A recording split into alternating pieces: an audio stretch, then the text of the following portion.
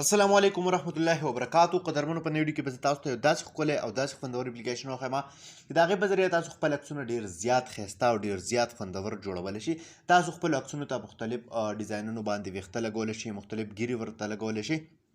دغه شانتې نور پکې هم تاسو ډېر زیات بدلون په خپلو عکسونو کې کولی شئ، خپل عکسونه ډېر زیات ښایسته او خوندور جوړولی شي. نو قدرمنو دغه ویډیو راسره تر اخره وګورئ. ویډیو سکیپ کوئ مه، خو دې نه مخکې ایډوکیشن رس دی. که تر اوسه پورې تاسو مونږ ټیکنیکل پښتو یوټیوب چینل یې سبسکرایب کړی، دا سبسکرایب کړئ، خوا کې د غنټۍ نشان هم کلیک کړئ چې زمونږ نوي ویډیوز تاسو ته په وخت باندې د رسېدو لپاره به تاسو ته اپلیکیشن پکار وي. دغه اپلیکیشن ډسکرپشن او کمنټس دواړو کې شته دی.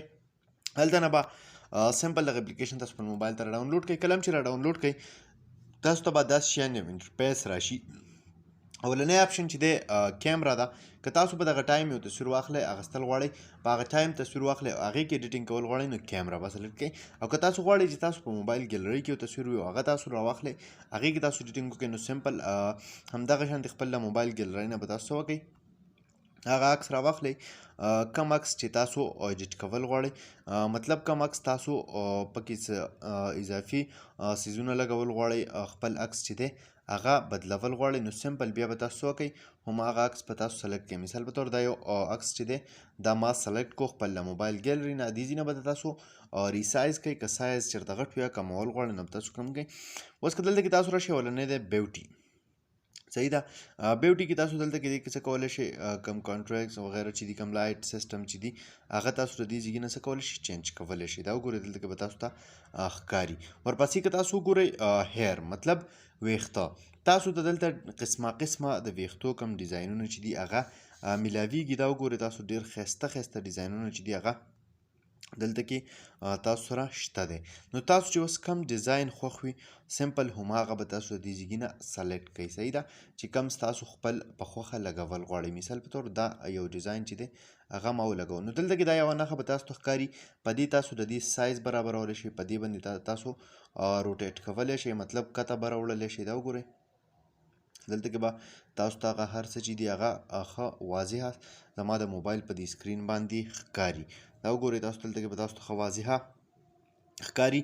د دې سره تاسو د ویښتو کم کلر چې دی هر څه چې دی هغه چینج کولی شئ. که تاسو راشئ دلته کې ایډ آن یو آپشن دی، په دې کې تاسو ته دلته کې مختلف ډیزاینونه د ګیرې میلاویږي. ټیک ده، تاسو غواړئ چې څنګه ډیزاین ګیره چې ده هغه تاسو دلته کې ولګوئ، نو تاسو هغه به سمپل د دې ځایږي نه څه کوئ، سلیکټ کړئ. مختلف ډیزاینونه چې دي هغه تاسو ته دلته کې راکړي دي. دا وګورئ تاسو ته به دلته کې ښه واضحه زما د موبایل په دې سکرین باندې ښکاري. ټیک ده، اوس چې تاسو څنګه لګول غواړئ نو سمپل هماغه به تاسو د هغه ځایږي نه سلیکټ کړئ. مثال په طور دا یو ډیزاین چې دی ما دغه ډیزاین سلیکټ کو.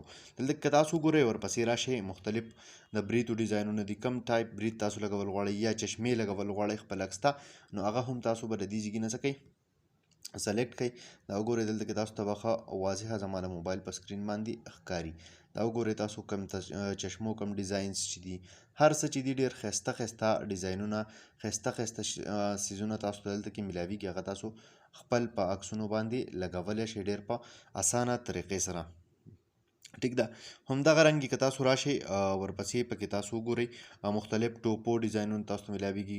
یو رنګ ټوپۍ تاسو غواړئ چې هغه ورته ورپه اثر کوي، یا دا وګورئ نور سټیکر وغیره ټیټو هر څیز چې دی هغه پرې لګول غواړئ، یا تاسو ګورئ ټایانې دي، مختلف ټایانې سټایلونه دي.